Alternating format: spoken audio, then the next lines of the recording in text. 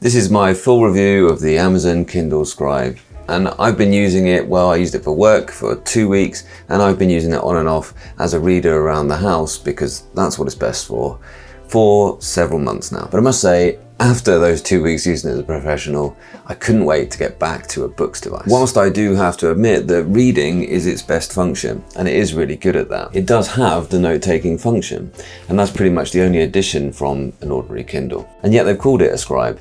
But there aren't many features for writers, not for real writers who've got any audience apart from just their own to-do lists or notes to themselves. For me, what I am enjoying it for is using it with books like this one, where it has thinking tasks on the way, and you can sort of stop and make yourself a sticky, and you can do your own little bit of thinking right there on the page. And that's useful to come back to later, but more on this later, because those sticky notes are pretty limited. When you read in that way and you actually do an exercise, you immediately apply that to your own use case. And that's one of the joys of academic reading on an Eink tablet that you can take notes on. And I would say that I actually prefer the book's way of working with that, with a split screen view and a dedicated notebook for that book. So it's a great reader, but why can't it also be a great note taker? Why can't we have both? Books manage to do it. Excellent reading features, excellent note-taking, and excellent productivity features. Kobo managed to do it. Good reader, good notebooks with advanced notebook features. Okay, they've got some way to go in terms of their update schedule, but the point is still there, that actually a device like this, a large screen e-ink tablet, can be good at both reading and note-taking. This isn't a pure notebook, and it shouldn't be, so it shouldn't really be a direct comparison between it and the Remarkable or the Supernote, but they are far better notebooks than this. What's stopping Amazon giving us an amazing note-taking experience? This device needs updates. But then there are the specs, and the standout specification is obviously the screen. The 300 DPI screen is excellent, but it doesn't make a world of difference in your day-to-day use. And that's what you're always going to get from my reviews. What is my actual experience, not just a specification comparison. I use the devices for work for a minimum of 2 weeks before I make up my mind. And I'm going to rate this against the same bunch of categories that I do with all my tablets, so you can see directly what I think about them against the competition. Let's get into it. There's just not very many templates, is there? These dots are too big. Yuck. I'll just go plain. And there aren't any tools.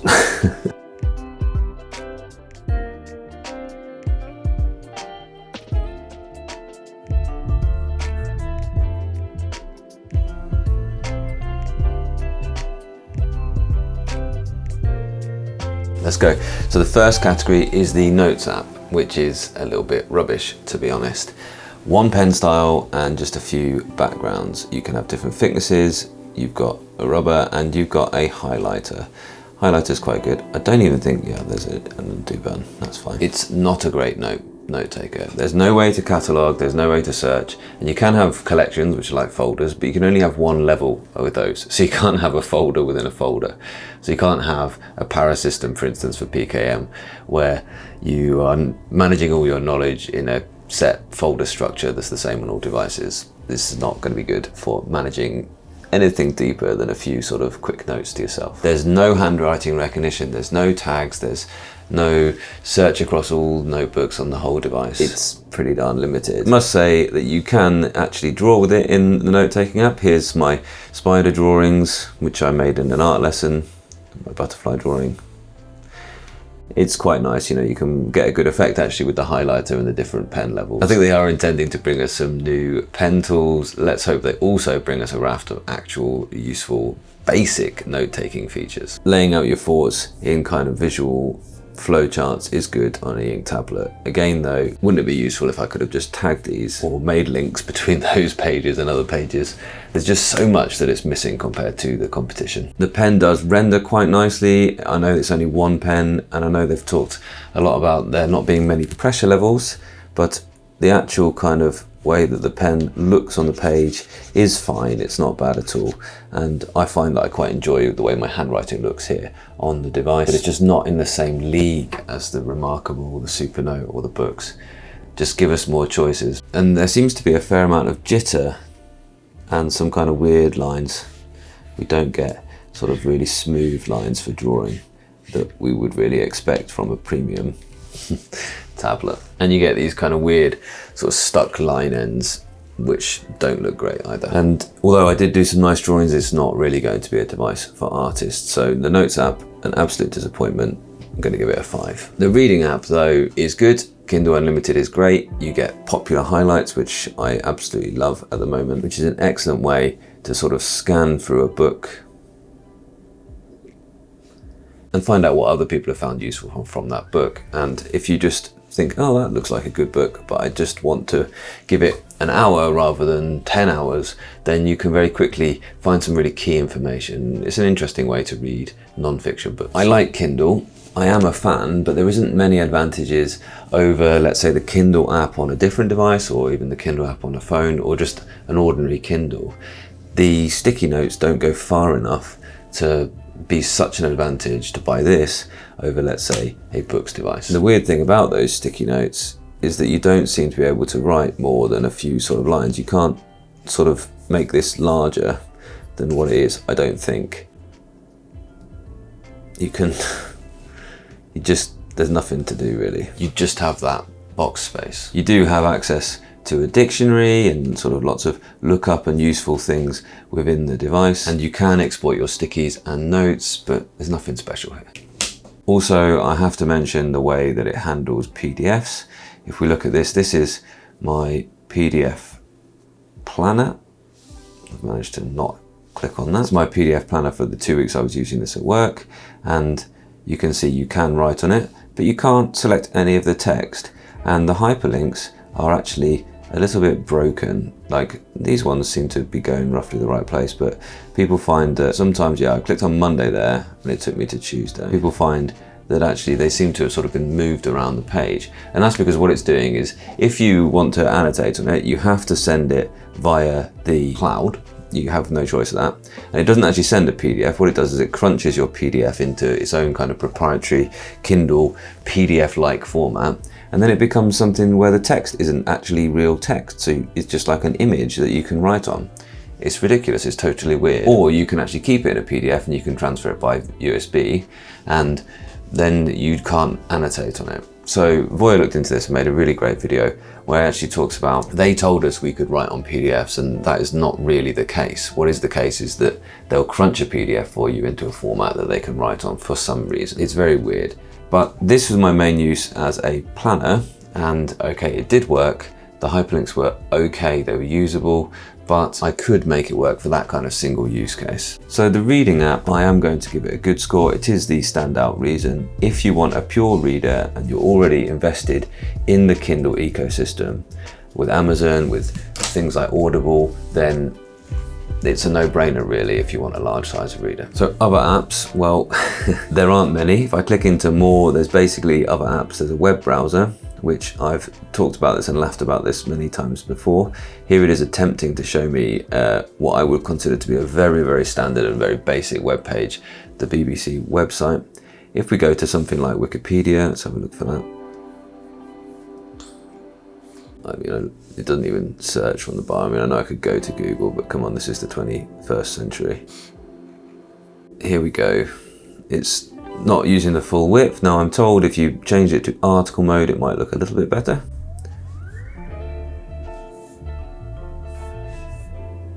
Yeah, okay, so that very well, on Wikipedia main page, I've got one thing with no links to get out of that.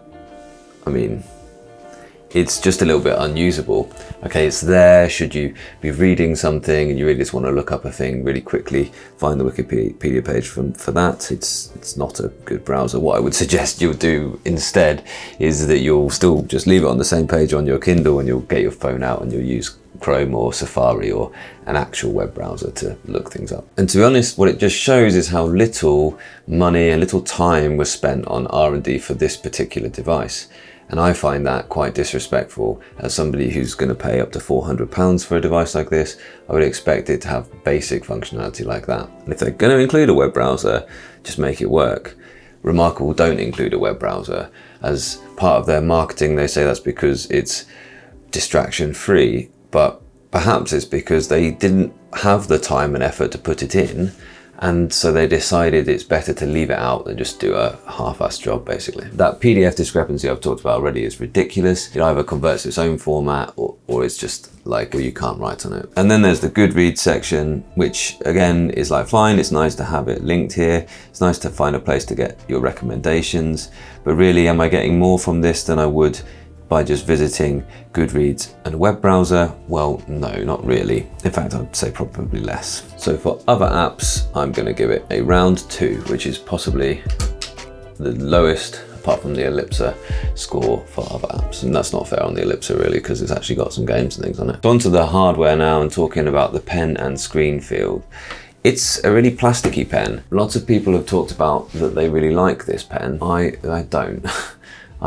It's not awful, but let's just compare it to like the very first Wacom stock pen. This is the early Wacom stylus that they brought out. It's a plastic pen, it's got an eraser button, it has something on the back which I think does absolutely nothing in this pen. But I do sometimes use this stock Wacom pen and it's fine. It doesn't have the magnetic snap, of course. But this pen, this is the premium pen, which I think you pay sort of £30 extra, is that right? But this just feels very plasticky. I don't find it a very premium experience at all. The nibs are the stock Wacom nibs as far as I can tell. It does have the eraser and it does have the highlighter built in, all of which is quite nice, I must admit. And the snap is fine, but it just, when we think about what a premium pen I think should look and feel like, then it's nowhere near. I didn't actually know that the Wacom EMR could actually do the 2 different button functions. I thought it was either an eraser or just it could be logged to a different function, but having the highlight and the eraser is pretty good. I don't know why more companies don't do that, so at least there's that in its favor. The screen feel is fine. It's got a kind of not incredibly rough, but reasonably frictiony surface, and you can kind of get that writing sound going as well if you're absolutely into that. And the writing latency is very, very good. It's right up there with the top, if not the best writing latency that there is. So that was particularly impressive. And that means all is not lost in terms of the future of this device, in my opinion. I must say, with any of them that are kind of in the region of 20 milliseconds of latency, then you just don't notice it and you won't really notice the difference between them. But it does make things like drawing and writing feel quite responsible on it. And that's to say about the actual screen, well, there's lots of dots for every inch and the lights are very good as well. You do get a nice evenly lit screen with lots of a big range. It looks still quite nice and white, even without any lights on at all. And these front lights do give it a lovely even and whitish feel, even on the warmer settings. So it is good. It does look good. What am I going to give it for the pen and screen? A 7. It's one of the better features. Next, the design and build. For me, I don't know how much easy this is going to be to show on the camera, but there's quite a large gap. I mean, sort of fingernail size gap between the screen and the edge of the thing. Now, I've been really looking on everyone's reviews to see if everyone's got, and I've asked people as well, to see if everyone's got the same thing. There seems to be a few people that have that. They have a big gap between one or more of the edges, and a few people that is actually really tight to the edge. So that doesn't show me great manufacturing tolerances. I was really surprised when that was the case. I don't think it's sort of enough of an issue to send it back, but you can even, if you look closely in there, you can even see the little points where the hardware is clipped to the kind of bucket, the aluminium bucket that it sits in. It's going to get filled with dust. It might eventually be a problem. It just doesn't look good. I also feel that it's not a great design. It's not innovative. It's not special in any way. It's fine, but like most Kindles, it's kind of like a workaday design. Pen, I've said, is very plastic, and a premium pen should have a premium feel, not just an extra button. And my initial battery experience was bad, so this was interesting. I wasn't sure if I was doing something wrong. I was getting like less than 2 days of battery life, which was a bit ridiculous. It might have been that it was like Pollen Wi-Fi, like the old, the paper did before its updates, and it was running down battery because it was just trying to constantly get on a Wi-Fi network. The battery just seemed like a really unreliable percentage. Once I gave it like a long charge and I finished it, I thought, oh, it's only up to 70%. Totally weird. And then later that day I looked at it again and it was like up to 95 without any more charging. I mean, like, what on earth is that? Now though, that was out after like the first couple of days. Now after a longer term of use, I must admit the battery is working just fine.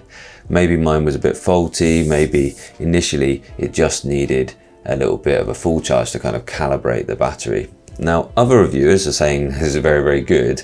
So, you know, I'm happy to say that mine is now good as well. But I'm kind of annoyed about the initial reviews where everyone said this battery will last for 2 weeks. And they hadn't actually had the devices in their hands for 2 weeks or longer. You know, they were talking about this amazing battery life. And I felt, well, no, I'm getting this unreliable battery performance. I can't look at the percentage and be sure that that is correct, which is a nuisance, frankly.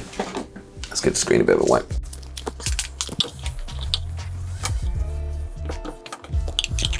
So one of two things has happened there. Either they were kind of blinded by the hype, you know, and I can understand that as well. You'd be really biased towards good news. I wanted to tell good news about this as well. I was really excited as well. Maybe they felt they should give good news because Amazon maybe sent them one before launch, and I can understand that as well, because it's one of the principles of influence is reciprocation. Somebody does you a good turn and you feel like doing them a good turn. But for me, I remember feeling disappointed by that. And this is why you should wait to see full reviews of people who've actually used the devices for longer periods of time. They hadn't had time to test out the battery yet. And so them telling you that they were getting 2 weeks wasn't really reliable in my opinion. So it's just not a special design at all, and it's not particularly well built. I know that Kindle has never really tried to be like the Apple, the sort of desirable tech, but they make functional devices that fit into your everyday life and you don't have to feel precious about. And this one sits in that category. I'm down with that, but let's not get overexcited about the design and build of this device. I'm going to give it a 6. Features then. The extra features really just comes down to Bluetooth, and that's no small thing. I'm a regular listener to Audible and audiobooks, and I do like the functionality that you can actually just pick up where you left off reading with your audiobook, just connect it to any Bluetooth speaker, or for me it's the car. Just be aware that might mean that you need to own both the Kindle copy and the Audible copy, which is fine if they're unlimited books that you kind of already have access to, but it's not something that you're going to be able to do with every single book reliably. You can't ignore that 300 dpi screen as a kind of hardware feature, but they aren't getting the best out of this screen because they aren't giving you access and seamlessly changing between different screen modes. They're really just treating it as a full e-reader that occasionally does a full screen refresh. But it looks great. And I must say, I'm never looking at this screen and thinking, wow, this is incredible, this is streets ahead of other devices. And when I go back to other devices that are still on the 226, 27 kind of DPI, I've never think to myself, oh my word, this is really pixelated and I can't use this or enjoy reading on it or writing on it. So don't think that this is the be all and end all. And personally, I couldn't wait to go back to the Boox Tab Ultra for my daily use at work. And so that should tell you everything you need to know about that screen. And I think that thing about the Boox is that they're using that GPU to really get the best out of that original Eink screen. And this 300 DPI will be filtering into other devices soon, I'm sure. So for the features, I'm just going to give it a 6 as well. With regards to the company, and I'm just talking about the company with regards to this device, let's just talk about the company Kindle rather than get into Amazon and the wider huge corporation that it is. Amazon do a good job with returns, so we're talking about customer service first, and I imagine the return pallets on day 1 or 2 of this were starting to get filled up with quite a few of these as people were disappointed with the actual functionality that they got versus what they maybe expected. But Amazon do let you pretty much just return and type in a reason and they'll accept that. However, like a lot of big companies, it's difficult sometimes to get a human to talk to. You're sort of stuck behind chatbots, or the return options are maybe buried quite deep within the web page. So there is that. But I'm going to give the customer service a 7 because you can sort of rely on a big company to do a steady, good job of things like returns or replacements. The cloud is fine in that it syncs your read in progress and your annotations. So that is your written annotations, like your typed annotations. It doesn't seem to sync your scribbles, although I think you could get those scribbles back down onto a different Kindle Scribe device, but I can't seem to access those sticky notes or notebooks anywhere apart from on a Kindle Scribe. And that is really not good enough at this point. I can see my PDF planner here in the cloud, but I can't read it. I can send it to a different device, but if I do that, it won't come through with any of the handwritten notes. It's just not really there yet in terms of using this as a note taker with the cloud. We'd hope for something that you can actually see and use everywhere, like on your phone, on an app, or certainly on a desktop. So this is the cloud, and you can access this by your account and then your content and devices, and you can find exactly what you've got on all your Kindles, and in fact it's all your Amazon content. Or you can go to the Kindle Cloud Reader and you can see your library in there, and you can see notes and highlights, so you can see the books that you've actually annotated and highlighted. But again, all you can see here is actually the highlights and any typed notes that you've made. You cannot see the stickies that you've written in, which is a big miss in my opinion. This needed to be launched with a actual functional cloud if anyone was going to use this for personal knowledge management. This really is not good enough for something which has been advertised as a scribe rather than just a reader that you can write on. Again, it's a little bit disrespectful in terms of the people who initially bought into this device. It wouldn't have been too difficult for a big company like Amazon to just send up bitmaps, basic compressed JPEGs of these note-taking pages. Is just basic. So this is going to get a 6, although I feel like, after saying that now, I feel like I've been a bit generous on that one. But let's go with that. Updates. The device does need updates. It needs it more than any Eink tablet that I've used. I'm hopeful, but that's all. Amazon definitely rushed this device out for Christmas in 2022. And they've not done a respectful job of analysing what the competition actually offer. They have said that there will be Microsoft integration, and that could come to save the day, but we're just gonna have to watch this space on that. And they aren't publishing, it seems, a kind of roadmap of when that's going to come. Now, we're relying on updates because if you're watching this channel, you're probably a little bit initiated already to the idea of using Eink tablets for making notes and managing your knowledge. But the vast number of users are just going to see this as being the first time that they can write on a Kindle. They're going to see this as being the device, the sort of first, the big one, the large screen Kindle that you can write on, and they're not going to expect that.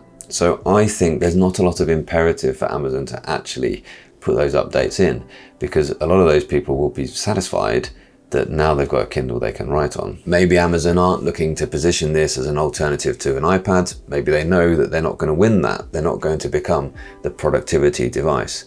But I really expected when they released this for it to sit somewhere between their Kindle and their Kindle Fire lines. And then they could see this Eink can be perfect for managing your knowledge, for reading and learning and doing all of those extra productivity tasks that we use our notebooks for. And it's a disappointment to say the least, and our smaller voice probably won't be heard by Kindle. And I suspect that the R&D team will just finish the Microsoft integration. That'll be a minimum kind of viable product, really. That'll be a minimum expectation. You might be able to view your Word documents or something. I wouldn't hold your breath for perfect OneNote integration. We can hope, but I think they'll do that, and then I think they'll move on to working on the next Kindle product. So watch this space, but for now, we don't know, with no way of knowing. It's a 5. So that's the main kind of categories. The last category is the flow category, and we'll put this in because there is something subjective about using certain devices, and for reading non-fiction under a tree, this is going to be one of the nicest experiences of all the Eink tablets. That's good. But that's kind of where it ends. The moment you want to write something that's intended for an audience bigger than yourself, the moment you want to use this for any professional work, it becomes a bit of a dead end. So for me, in my use case, I'm certainly served by so many other devices, and for many of you, that's going to be the case too. That being said, it is an easy to use device, and it is pleasurable to use. I didn't dislike having it, I didn't dislike using it. I felt that I got along well with it, it did what it can do perfectly fine. So I am going to give this quite a high score for flow, because for people who are looking for ease of use, for people who are looking for a device that gets out of your way and that you can make handwritten scribbles on and that you can use for thinking but not really need that to fit into any other kind of workflows, this will flow just fine. The subjective category is double weighted, so it's like saying it's a 7, but I'm going to give it 14 points. So total then,